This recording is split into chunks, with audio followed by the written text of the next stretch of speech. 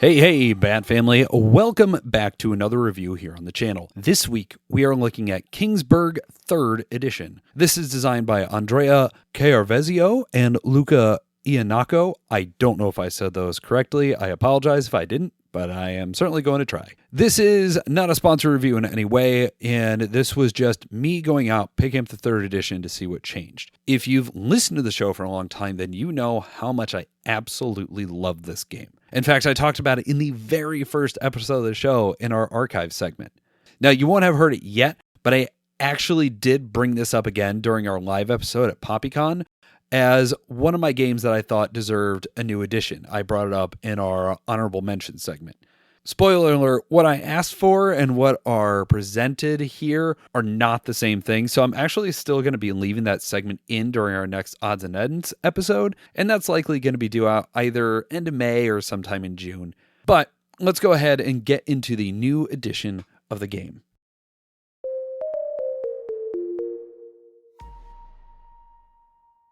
How the game plays.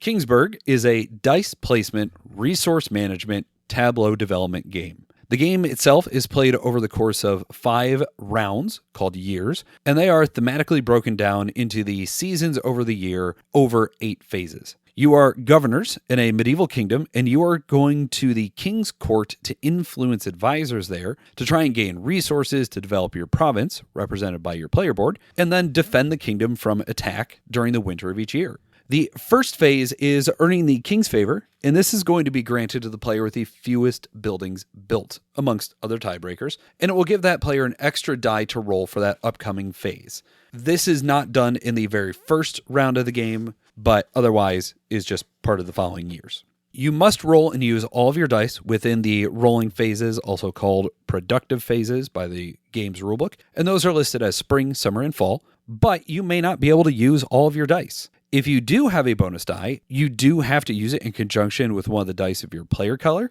But once you have used all of your dice in a productive phase, or you are forced to pass, you can then build buildings. And we'll cover that momentarily, but that's going to be the main loop of a year, are these productive phases of roll and influence, get rewards, and build. After spring in each year, whoever has the most buildings built at that point, including any tie players, just simply earn a bonus point. Then you are going to move into summer, where just like spring, you're going to roll again and do that loop of actions. Following summer is the King's Envoy phase, where the player with the fewest buildings built at that point, again, amongst other tiebreakers, can earn the King's Envoy marker. That marker allows the player who has it to either influence an advisor that has already been influenced, or to build an extra building during the building step of a productive phase. That marker is going to stay in that player's possession until either it is used, or if you get back to that phase in the next round and it hasn't been used yet. After that is fall, which is identical to spring and summer, but then you have the soldier recruitment and winter phases. Soldiers are needed in the last phase, winter, and that is where the kingdom is going to be attacked by a variety of possible enemy types. The first player is going to roll a die representing a base strength that every player just simply gets from the king committing forces to their provinces, but then the players are going to add their strength on top of that number. The enemies will have a strength range that you need to equal to simply negate them, or exceed that to defeat them and then earn their bonus rewards for doing so. Rewards are much the same as they are for influencing a king's advisor, but the penalties for not being able to defeat an enemy raid are going to be losses of a variety of things, as well as potentially the loss of buildings that you have already constructed across the course of the game. When recruiting soldiers, you can spend 2 gold per soldier to raise your overall defense of your province, in addition to any bonuses granted by the buildings that you have already constructed, or other strength bonuses you may have gained from influencing within the king's court. The attacking enemies are random from a small deck that is set up before the start of the game, and they will have an array of different enemies to fight, and then they will have different rewards or penalties within each of them. At the beginning of each productive phase, spring, summer, and fall, all the players are going to roll their 3d6, or possibly more if any extra dice have been earned across a variety of manners, to not only determine the actions they can take, but also to set their turn order. The player with the lowest total is going to go first, and if multiple people tie for an amount, then they just simply stay in same position relative to each other, and they will just go where they are within the order. The board in front of them is going to have a number of advisors in this medieval king's court, ranging from the jester, rank 1, all the way up to the king himself, rank 18. To place dice on a member of the court, you must place that exact number. There are +2 tokens that can be earned, but they are only going to adjust your total up by exactly 2, and you can only use 1 per placement. Additionally, once a member of the court has had dice placed on them, or in the game's terminology, influenced, another player cannot play on them unless they have that King's Envoy marker, but again, that can only happen once per year. That means that you are going to play multiple dice together to get to higher rewards, thereby shortening the amount of turns you can take, or you could potentially play less dice in a turn to try and extend out how much you can do and or prevent someone from being able to use all their dice. If you cannot place any of your dice, or you are at a point where there are no legal placements left, you're just kind of out of luck and you have to deal with that. The rewards from influencing an advisor are going to be either materials needed to build buildings within your province, soldiers to defend the kingdom with at the end of the year, the +2 modifier tokens or points, maybe extra dice, or the ability to look at what the raiding force will be at the end of the year. After all players have influenced the King's Court, then all the players are going to start taking the rewards for their dice placement. This is actually done in advisor ranking, going low to high, meaning that the person on the Jester, rank 1, if it has been influenced, will gain that reward before the person on the Squire, rank 2, again, if that was influenced. But after gaining all the rewards, each player may then construct one building. This is done simultaneously and doesn't require any other input from other players, but the buildings themselves have a variety of effects on them and are largely related to either altering the amount of resources or rewards in some way, granting permanent defensive bonuses to be used in winter, some of which may be conditional depending on what attacking force is coming, and or some other kind of effect. Building effects are optional to use unless they impose some kind of penalty or restriction, at which point you must follow up on those. Once all 5 years have passed, then the player with the highest amount of victory points is the winner. If there's a tie, whoever has the most remaining goods left over wins, and if the players are still tied at that point, it's whoever has the most buildings. And finally, after those 2 tiebreakers are done, if there's still a tie, the tie players just win. There are expansion modules to be used within the game, but we'll cover what is there without doing a full overview of their rules later on.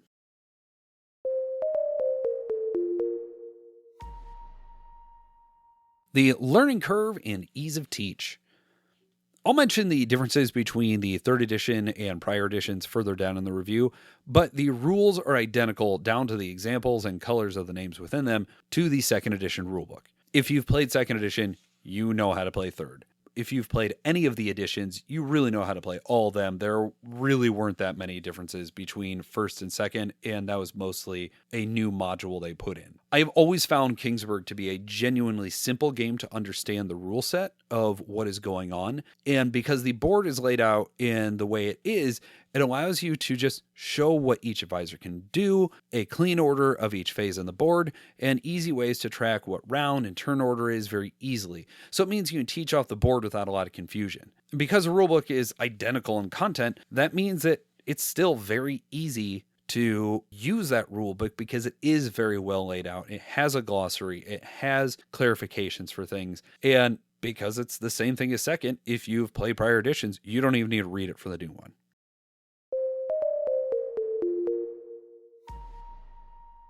The artwork, components, and iconography. Here's where we're going to be really diving into the differences between the editions, and most of that is going to be done within the components segment. The iconography of 3rd edition is identical to the 2nd edition with one exception. The +2 token, instead of being a number 2, is just a standard die face with 2 pips on it. Otherwise, icons, identical. The artwork itself is a mixed bag for me, and I believe a considerable downgrade in my eyes. They've kept the art from the second edition of the game in almost every way, except for the art that is used to represent the player factions. They've turned it into a much rounder, cartoonier look instead of what I found to be very striking heraldry from the prior editions. And I always thought that the change from first to second was better. So I think this is a downgrade. There is an argument that they were trying to return to that art of the first edition, which wasn't quite as striking, but it seems like they were trying to do it without the rights to it or something. I'm not sure why they chose the look they did, but what they landed on is just kind of too Saturday morning cartoon for me almost. Otherwise, it's all the same art. They did change the displayed artwork on the back of each deck, but instead of using the phase artwork from the board or the kind of faded art, they simply reused artwork from the cards themselves. It's essentially a wash as far as if it's better or worse, but I do think it did a disservice to the game since I don't think the opposite of each card benefited from the very slight changes in the way they were laid out.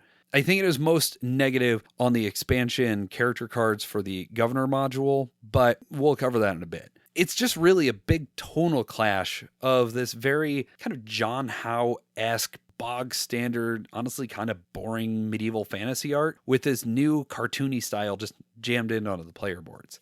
Also, the font choice that they went with for the title on the box, it's intended to be more gothic and medieval looking, and it's fine on the box itself, but then they replaced the building names on the province board with that font, and it made it almost unreadable because it has a strong drop shadow and it's very small, it's very crammed in. It's just a baffling choice, and I don't know why they took just a clear, readable font and made it into that bold, bulky text. Now, the biggest difference in the editions are the components. And I think it is fair to say this is a downgrade in almost every single category. Now, there are a couple of minor positives, so let's start there. First is the province boards themselves. They're no longer this really thin cardstock and have a pretty nice heft to them. They've cloned the buildings and the costs and everything else, so there's no difference content-wise, and they do feel better to handle and they don't slide around on the table as much, despite them having that new terrible faction art and the title font on them. It's a really weird mix of a component because I really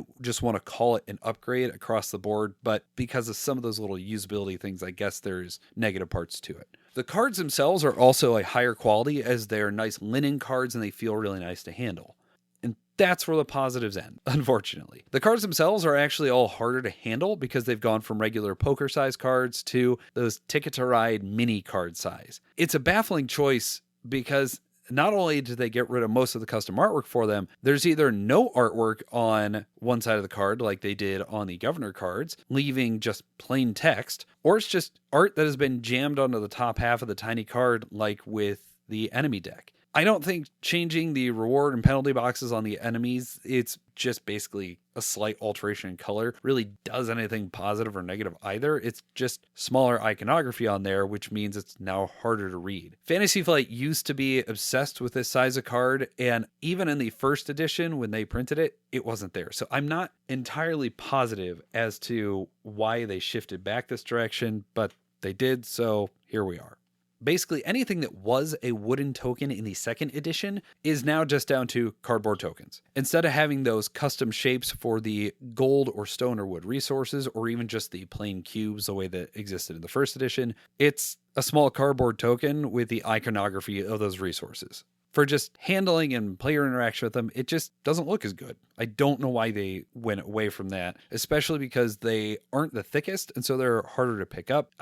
It's a weird choice. The player tracking discs for the various tracks on the main board have also gone down to these small cardboard tokens and have that not very good faction art on them as well. Anything that used to be purple, which was generally related to the King's bonuses or extra dice or the +2 tokens, is now white. It's not a huge change, but it actually strips one of the few bits of thematic things the game has, as purple has always traditionally been a royal color. It's not anything to really spend a ton of time on, but it did change, and it's worth mentioning. In what is, I'm going to admit, just an annoying decision. Despite keeping every rule exactly the same in the rulebook, they took it from being a regular 8x11 page size up to being the full square of the box. It's a stupid and unnecessary change, and one that I am admittedly much more heated about than almost anybody else or any more casual person will be, because I detest rulebooks that match the size of the box so much for just an entire array of reasons that don't matter for this review. Just know that I don't think it makes any sense that they did that, and it is now just a larger rulebook for almost the same amount of content. When it comes to the player components, it's another moment that is basically all just negatives. In addition to the art and font stuff mentioned above, they have completely removed the player aids. And that is another infuriating choice that you know is going to rile me up, but especially in today's game landscape. And when they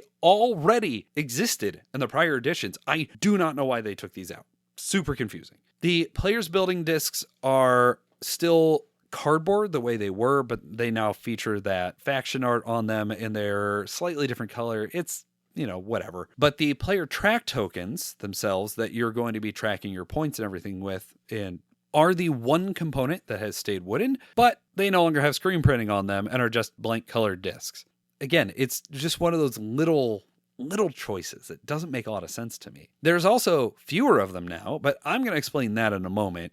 The dice are going to be a matter of personal preference. I find them to be much worse, but in the first edition of the game, the dice were wooden with pips. The second edition had these plastic dice with numbers and some ornamentation on them. Some people really dislike those second edition dice due to that ornamentation, but I've actually always really liked it. I really like the way they felt, and I've never had any issue with readability because of the ornamentation on them. So it's a mixed bag, but either due to hearing that player feedback or for cost reasons, they're just back to being plain dice with pips, and I don't think they feel even as good as they did in the first edition. I do not like the dice in this edition.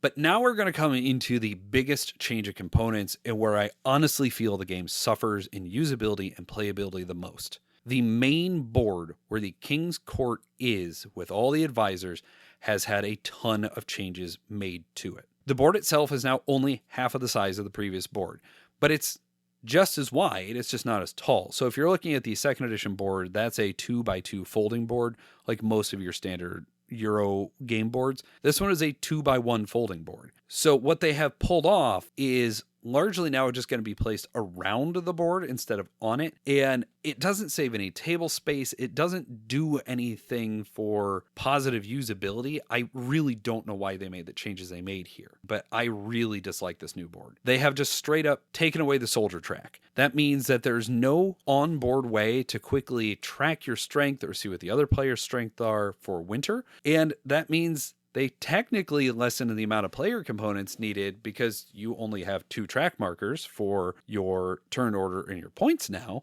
But that also means that to track the player strength, there's a new set of what they are now calling soldier tokens. It's just a fiddly way to manage something that has been so easy and clear to do in the prior editions. And in fact, they made the track longer in second edition because of how much strength you were generating. So again, it's just a weird choice they made. They removed the component storage areas off the board where you would store the +2 tokens or the extra dice and the resources. And that's a wash of a decision. I get it. I feel like they were always on that board in prior editions just to use up that space. So that's fine. But, But by shrinking the board, they've also compressed down the size of the advisors themselves. And that's in turn made the iconography smaller. The score track is the same, just a worse font, but they've also gone ahead and repositioned the various tracks, turn order, the year number, the phase, and that's mostly going to be reacquainting yourself where it all is. I just can't figure out why they cut the game board in half, because I think it's responsible for why something else was removed that I'm going to talk about in the next segment. I don't know. I think there's a lot to say about it, and I think basically every decision they made with the components here was at the detriment of the game for usability and for longevity of what is here.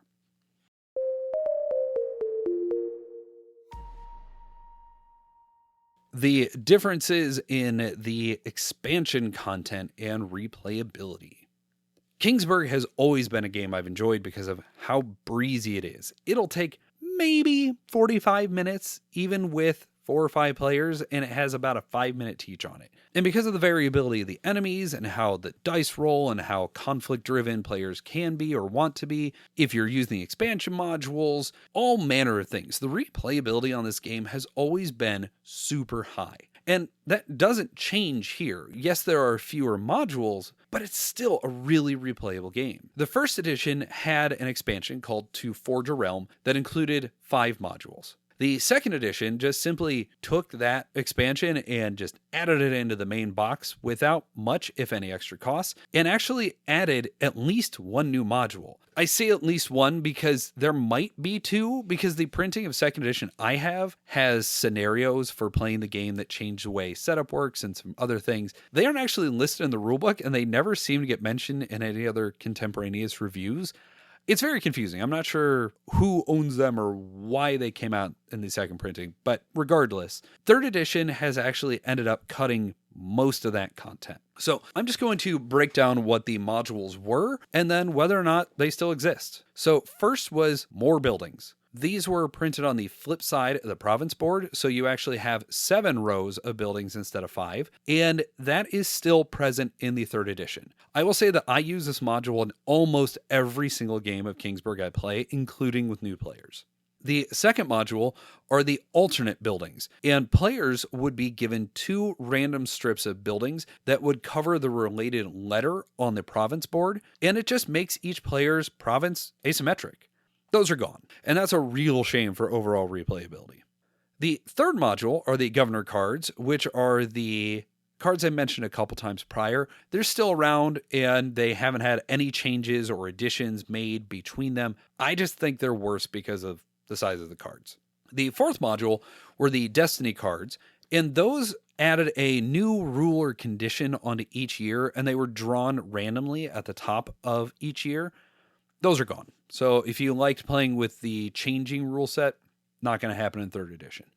The fifth module were the soldier tokens, and they have been renamed in this edition due to those now being needed to track in round strength. And those are going to replace the die that represents the king's forces that gets rolled at the start of each winter. These tokens have values of 0, 1, 1, 2, 3, and 4, and they allow a player to, once a game, use each number and allow for a more granular decision of how much strength that you need to make up come winter. I do like this module, but it can help the game feel a lot easier since you're able to know exactly what bonus soldiers you have at your disposal. Maybe don't spend your resources the way you would otherwise. It's a lot of fun. It is still in the box, though, so that is nice that this still exists.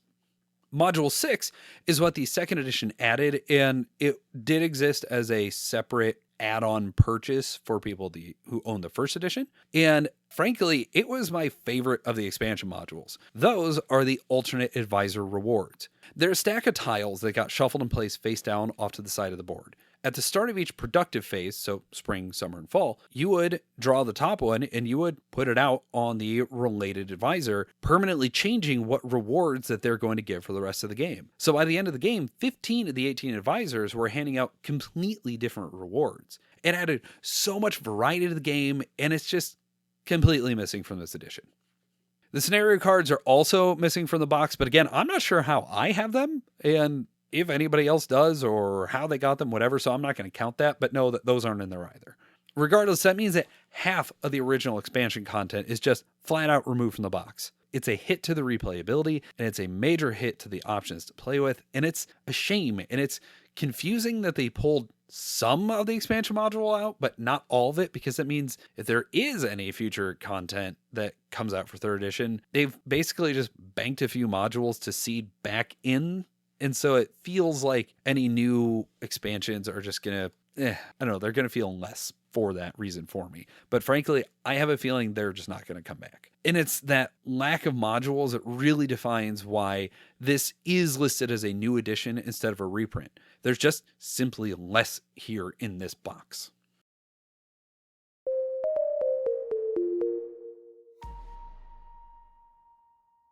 The solo mode, what players may like or dislike, and other game recommendations. The one thing that I was hoping for most out of a new edition would be a solo mode, and it didn't materialize. Doesn't mean it can't be added in the future, or it won't be something that I might just sit down and create myself, but it's not in the box. Can't play this one solo. For what people may like about the game, it always feels dynamic. There's a lot of player interaction despite it being a straight up Euro game because of that dice placement phase. You go in rounds of, okay, I'm going to place my first set of dice, now you're going to play yours, and now player 3 is going to play theirs, and now it's back around to me until everybody has passed. It means that you're watching the dice of the other players. You're evaluating on what can I take now versus what can I risk waiting to place on, because maybe they're going to go for that with their +2 tokens or whatever.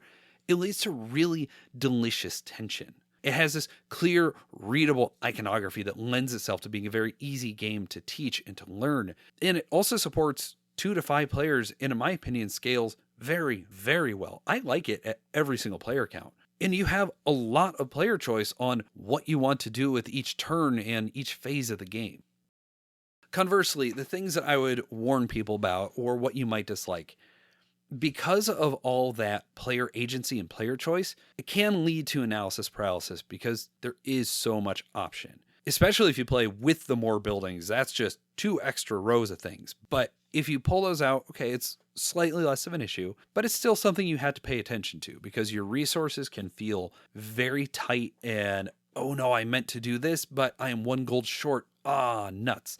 You might have an issue with the 2-player mode. To simulate having more players on the board in the 2-player mode, you're actually going to roll dice for 2 blockers, essentially, that are going to keep you from placing the dice out before either player gets to influence an advisor. It's not a huge rule adjustment, but it is something to be aware of and can feel like extra overhead for those players that don't like doing that.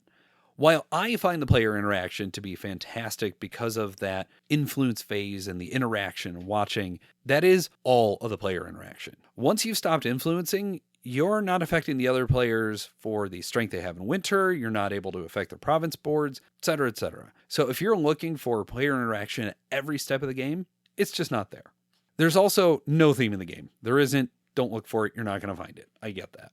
But the largest thing to warn people about, and I think this is an incredibly fair critique of the game, so much so that even in my very glowing opinion, it knocks a full point off the score.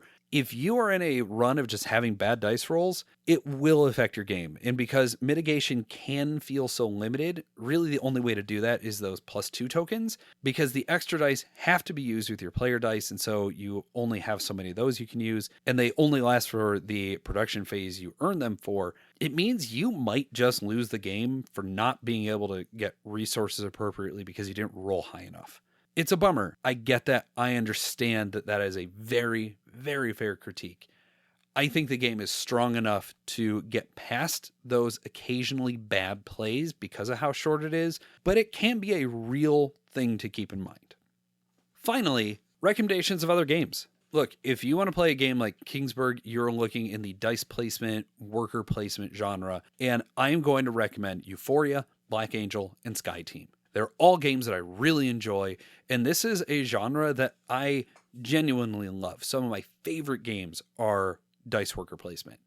I feel like Kingsburg is one of those most straightforward and understandable examples of the genre itself, and really reminds me of the way that Dominion says, here's deck building, just understand this mechanism. And I think anybody that wants to try out a dice placement game should play Kingsburg to understand where it can go.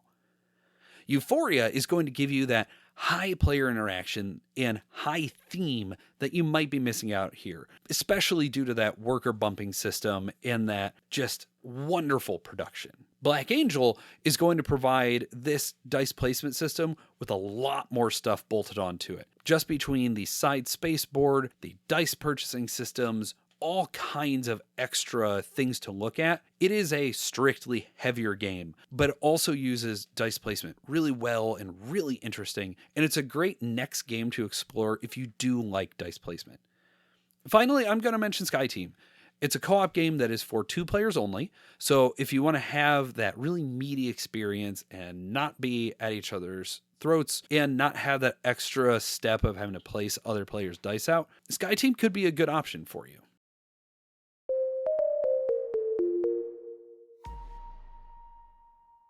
My final thoughts. Jochi Unity has had the international publishing license on Kingsburg since 2nd edition. It makes sense for them to be the ones to release this new 3rd edition. And I am very happy that they have done so because I think that Kingsburg deserves to be continually in print. And the $45 on average price that I'm seeing for it is a great value for the game that is there. I give Kingsburg as a game a 9, which makes it a shelf. I give this particular edition a 7 though, because those component downgrades and the missing expansion content, so it actually drops it into that table range for me. It's a high table, but it's still a table because I really dislike everything that is missing. And I know I really critiqued a lot of the components, but I'm also doing that critiquing coming from the position of spending so very much time on the 2nd edition. If you haven't ever played or even seen the prior editions, maybe you won't even miss the things that I talked about. You are still getting a great game. But if you already have the 1st or 2nd edition of the game, you do not in any way need or probably, frankly, want anything in this particular printing. But if you've never played it before and you can't track down the 2nd edition, this is easily a game to recommend and one that you should definitely check out. Regardless, thank you so much for hanging out with me during the review. I hope you enjoyed it, and I hope you get a chance to try Kingsburg if you never have before. Either way, let me know what you think of the game or the review by hitting us up on our socials, or just go ahead and email us at boredallthetimegaming@gmail.com. But we will catch you on the next review.